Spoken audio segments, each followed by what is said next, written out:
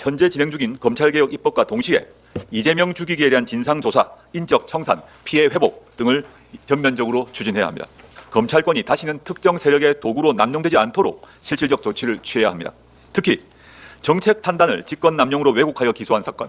둘째, 애초에 기소를 결론으로 정해두고 피고인에게 불리한 인적 물적 증거만 기소에 부응하도록 편집한 사건. 셋째, 먼지떨이식 별건 수사를 진행했던 사건. 넷째, 확실한 증거가 없음에도 일단 기소하여 고통을 부과한 사건 등 검찰권 오남용 사례로 정의하고 조사해야 합니다. 이재명 대통령에 대한 일부 사건, 즉 1심 상태에 있는 사건을 말합니다. 이 경우는 재판 중지를 넘어 공소 취소 조치가 이루어져야 합니다. 적법 절차 위배와 증언, 증거 조작 등이 총동원된 정치 수사와 기소, 그에 따른 재판은 정당성을 가질 수 없습니다. 이는 이재명 대통령 개인의 문제가 아닙니다. 내란 청산, 검찰개혁, 국민 통합을 위해 반드시 극복해야 할 사회적 과제입니다. 민주당을 비롯한 개혁 야당에 제안합니다. 검찰개혁은 검찰권 오남용을 바로 잡아야 끝을 볼 수 있습니다. 조국혁신당이 발의한 특별법이 국회에 계류 중입니다. 대선 과정에서 원탁회의를 통해 내란 청산과 검찰개혁 의제에 합의했듯이 특별법 통과에 함께 힘을 모으고 검찰개혁 법안들을 동시에 통과시켜야 합니다. 민주당의 즉각적 응답을 기대합니다. 이번 주 국회에서 검찰청 폐지 및 공소청 중수청 신설 법안이 통과될 것입니다. 개혁을 최소화하려는 정치검찰과 내란 세력의 디테일 획책이 끊이지 않을 것입니다. 따라서 검찰개혁이 역진, 역행될 수 없도록 수사, 기소 분리의 대원칙을 지키는 것이 중요합니다. 검찰의 보안수사권 폐지가 검찰개혁 입법의 정신입니다.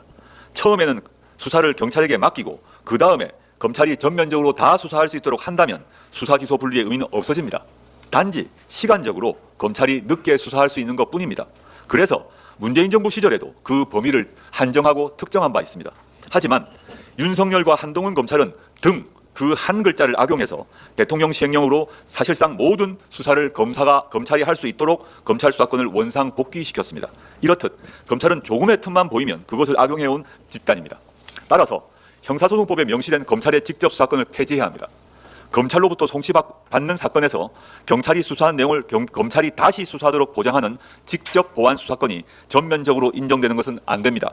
검찰의 수사권은 기소와 공소 유지를 위해 매우 제한적이고 예외적인 경우에만 인정해야 합니다. 정리하자면 검찰개혁의 핵심은 세 가지입니다. 검찰청의 해체, 검찰 권력의 해체에 더해서 검찰권 오남용에 대한 조속한 피해 회복입니다. 특히 검찰권 오남용은 윤석열 검찰 독재에 기생한 정치 검사들에 대한 전면적 인적 청산과 그들이 벌인 이재명 대통령에 대한 허위 조작 기소를 취소하는 것으로부터 시작할 수 있습니다. 조국혁신당은 이 세 가지 과제가 흔들림 없이 실천되도록 모든 조치를 다할 것입니다.